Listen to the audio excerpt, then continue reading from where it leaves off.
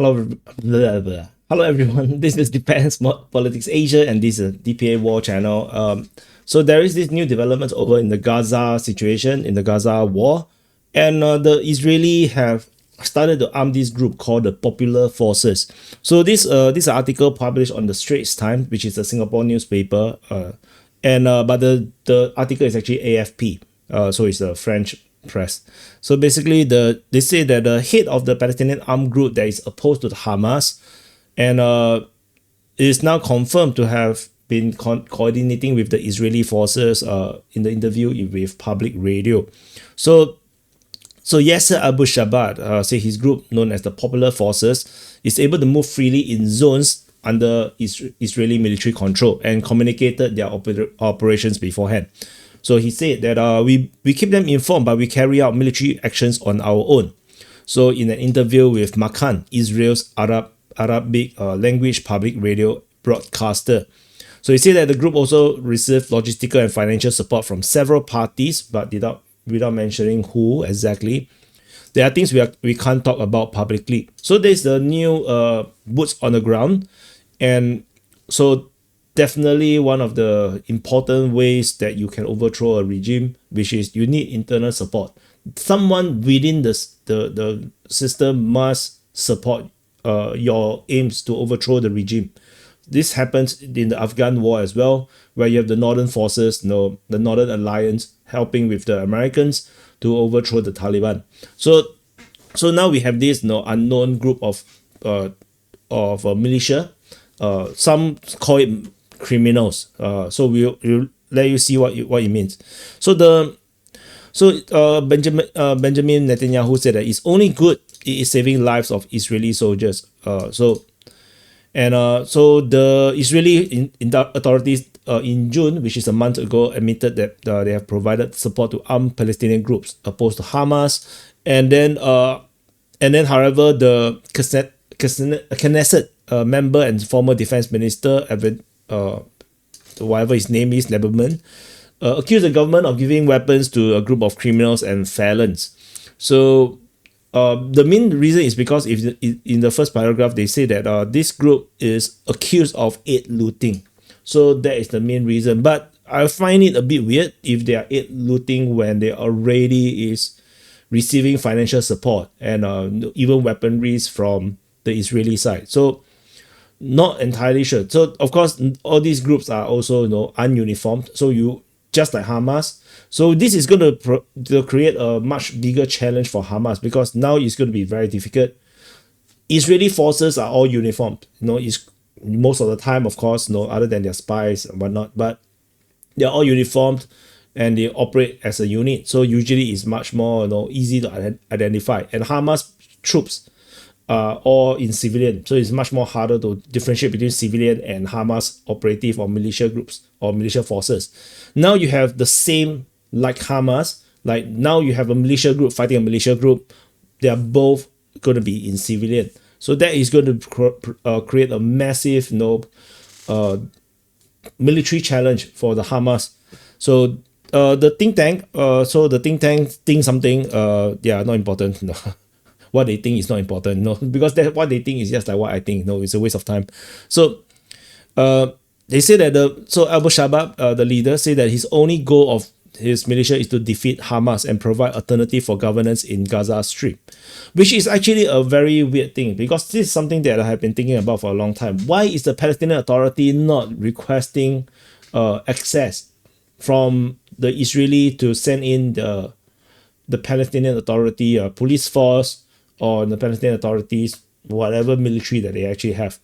It's weird that the PA is not involved and they didn't try to get involved. That is something very weird to me.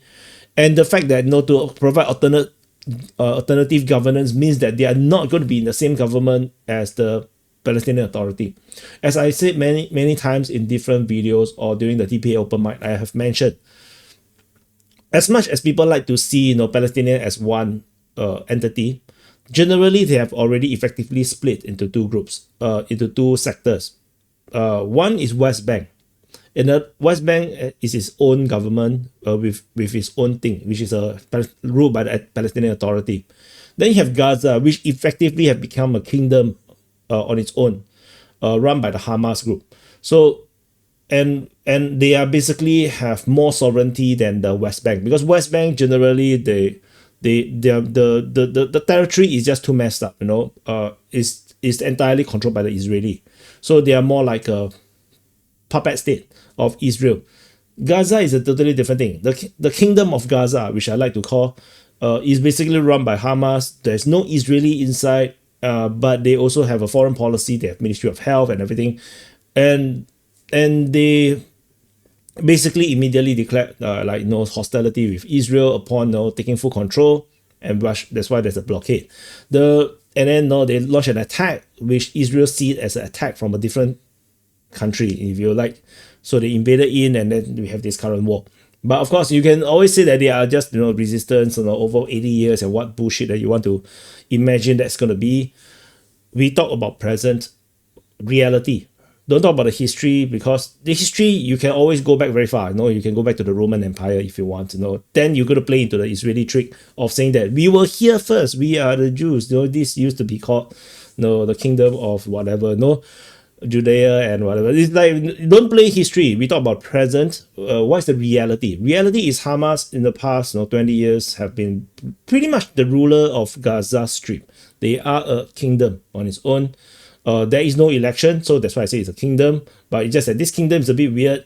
There is no there's no the lineage in terms of royal bloodline. They just have this mixed bag of royalty.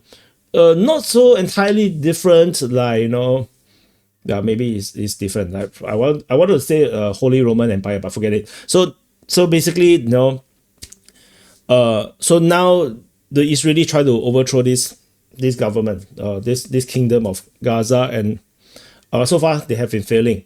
They have been destroying Gaza Strip quite a bit, but haven't exactly seemed to be able to overthrow the Hamas influence, which is super weird. For fighting for so long in such a relatively small place is a little bit unusual. So now they are deploying, they are supporting this rebellion within this kingdom effectively. So you have to understand this in this context, so it's not so brainwashing by the propaganda or the information is coming from the pro-Palestinian side. You have to imagine this is a kingdom. The kingdom is run by the Hamas royal family, which is like a blood unrelated. And then now Israel have invaded. They have unable to overthrow this royal family or royal grouping, and they are now supporting and arming the rebellion within the kingdom to try to overthrow the royal family, something to that extent. And so, but it looks like they are not really recognized within the Palestinian this at least this Gaza society. But of course we do not know, because a lot of this society might also actually be controlled by Hamas. So the Abu Shama did say that they do not belong to any ideology or political organization. They only want to eradicate Hamas injustice and corruption. They will continue to fight no matter the bloodshed. Since they right now Hamas is dying, they know their end is near. I wouldn't deny that's exactly true. I think Hamas is really severely damaged. They can't come out in the open. So you can't rule if you cannot come out in the open, and they actually have no land to rule because they don't even have control of their land. That is a big problem. What they do have control is the subterranean land, the tunnels. So they use that to launch sneak attacks on the Israeli forces that have been to a mixed bag of success. We're not sure. Like, we only saw footages of success. We didn't see the failures. They come out and then get shot. We don't see that, so we don't know.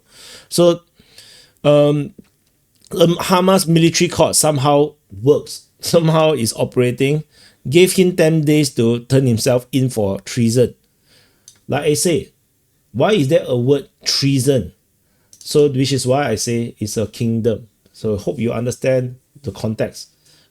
Don't get confused by all this propaganda coming from the Israeli side or the Palestinian side. We have to understand this from a reality, what it is. It's a kingdom. That's why there's treason. You can't say you are running no anti-Zionist no movement, the uprising revolutionary rebellion group, try to overthrow the occupation, and then there's treason involved.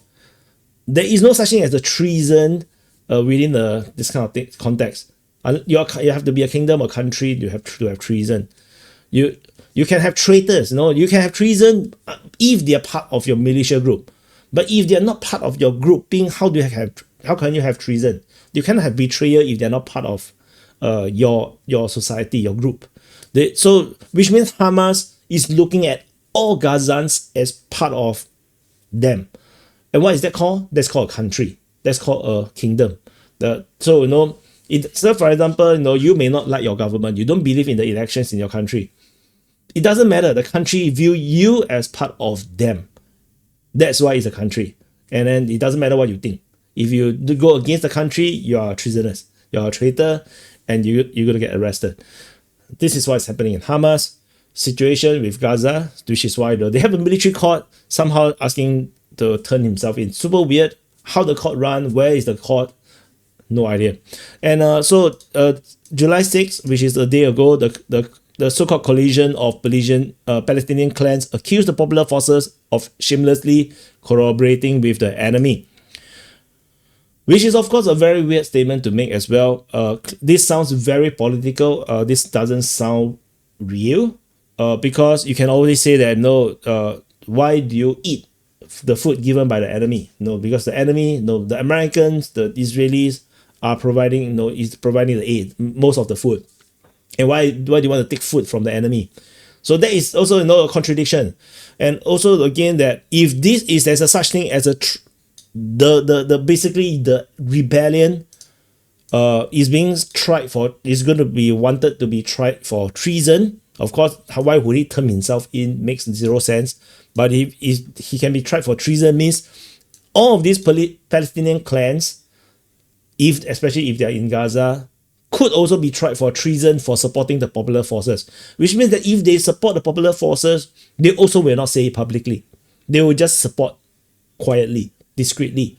So the coalition might say that they are rejected by all people, but this statement might actually just be a Hamas statement, just to create this perception that Hamas still have a lot of support. So it's very hard to tell. We will show no mercy to them or anyone that follows their footsteps by aiding the occupation. They'll be treated as they deserve to be, traitors and collaborators. Very strong statement, but we shall see how they work. Easy to say, but how much control the clans have remains to be seen. And how much loyalty the clans have to Hamas also remains to be seen. The reality is that Hamas have not been protecting these clans. They have totally neglected in their sovereign duty to protect their civilians and the people.